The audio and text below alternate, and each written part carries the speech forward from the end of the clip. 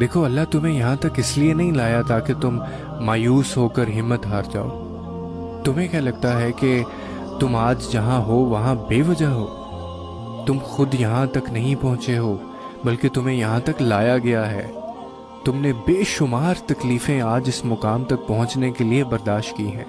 اتنا سفر طے کر لینے کے بعد آج جب منزل تمہارے سامنے کھڑی ہے تو تم کیوں ہار گئے ہو؟ اتنے کٹھن صبر کے بعد اب جب صلہ ملنے کا وقت ہے تو کیوں راستے میں ٹھہر گئے ہو؟ اٹھو، اب تو سفر ختم ہونے کو ہے۔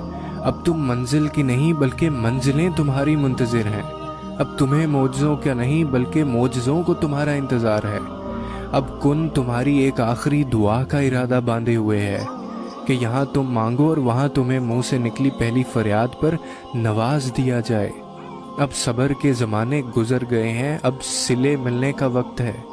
اب بات سسکنے کی نہیں رہی، اب قبولیت کا وقت ہے۔ اب مسافتیں ختم ہونے کو ہیں، اب آنسوؤں کے مسکراہٹوں میں بدلنے کا وقت ہے۔ کسی اور کا نہیں، اب یہ تمہارا وقت ہے۔ ہزاروں مایوس لوگوں میں سے اگر اس نے تمہیں دعا کی توفیق دی ہے تو پھر وہ کیسے تمہاری دعا کو رد کر سکتا ہے؟